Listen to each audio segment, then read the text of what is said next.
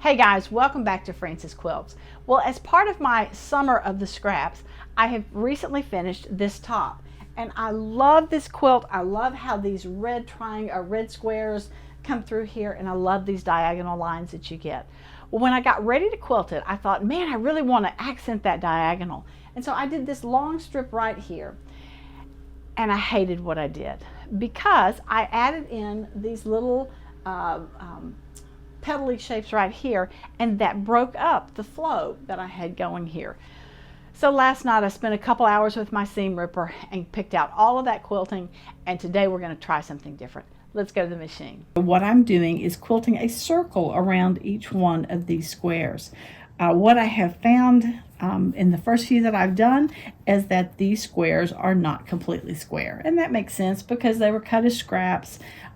They were sewn over a period of time, could very easily have variances. So what I decided to do is that I was always going to start out at this top point right here. So no matter where it ended up down here, and maybe I will end up quilting some on this red block right here, I'm not going to worry about that. I'm always going to start it at the top there.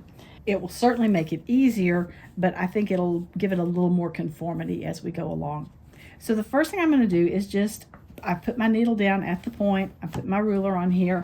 I'm going to have a look and see if it looks pretty even on each of these sides. I'm not going to worry about down here. So as I stitch, I'm going to start out just taking a few small stitches to lock these threads in place, and I'm going to go all the way around.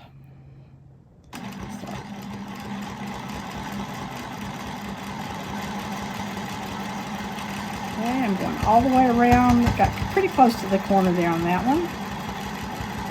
This one is off, but that's all right. That one is off some too, but that's okay as well. I'm going to come back up here to the top. Now, I have actually moved this a little bit, so sadly. So I'm going to move this back down until I get back down to the middle of this next square. Now, rather than start right there with the next circle, I'm going to back it up a little bit so that I'm back on that point. So I'm always starting my design from that point of the square.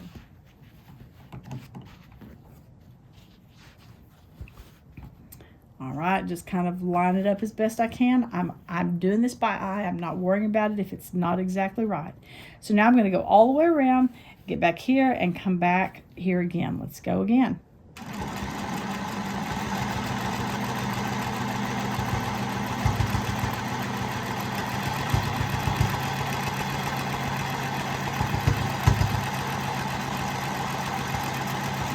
That point again and come back the other way.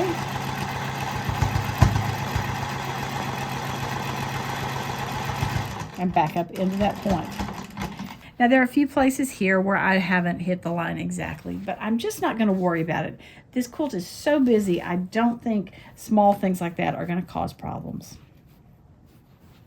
And if they do, we're just going to say that we intended them to be that way.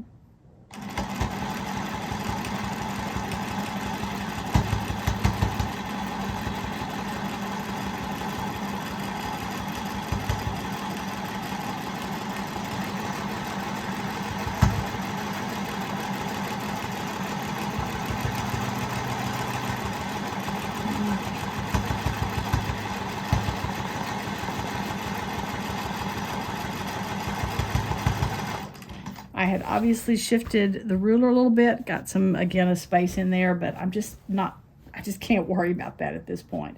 Part of the problem may be that I'm experiencing a little bit of drag right here.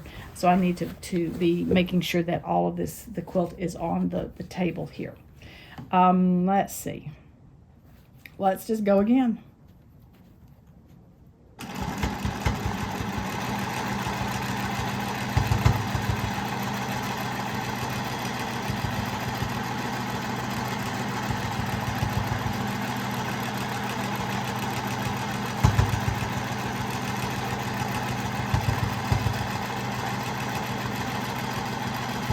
So let's get the circle ruler off and go on to the next section on this design.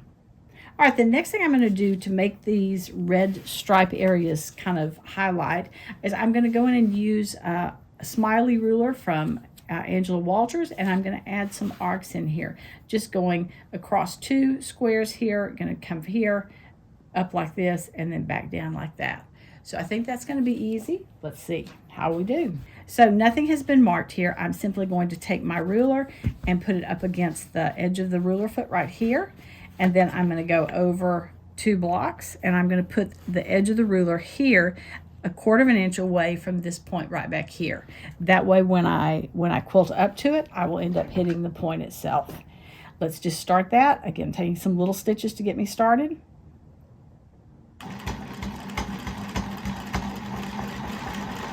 And then off we go.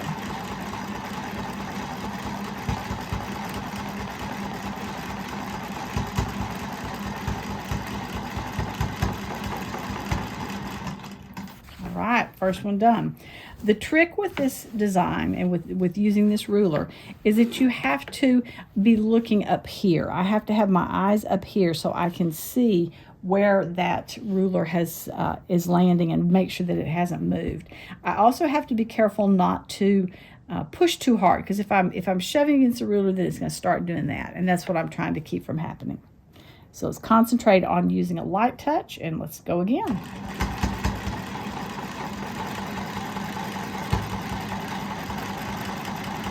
Okay, I've shifted a little bit, but all I'm going to do is I'm just going to move that ruler over a little bit.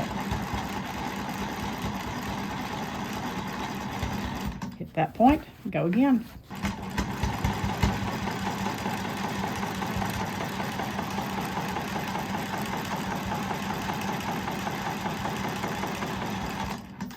All right, I'm at the edge here of this block. This one right here is going to be another block going that direction, or another strip going that direction. So when I get here, I'm going to do my stitching across from one side to the other. So I'm going to come from here over to this other side. Let's see if I can do it backwards. The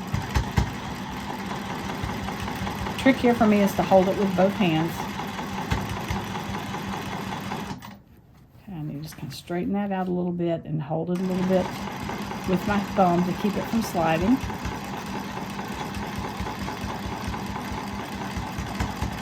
All right, we're across to there. Let's come back the other direction.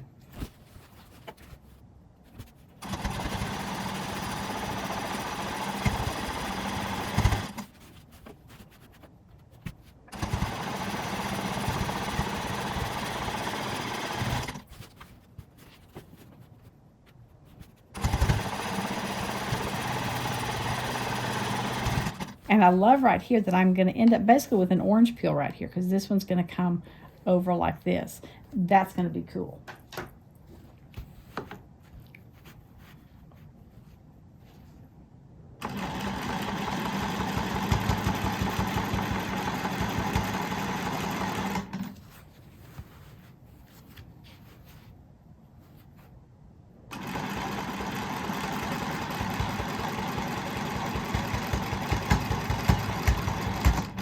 Well, that went amazingly quickly, and I just love how this looks so much better than what I had in here before. I love having the circles bigger, and I love all the little arcs and things that are going on. Now I just have to figure out what I'm going to quilt in the other blocks. I'm thinking mostly straight lines, but we'll see when we get there.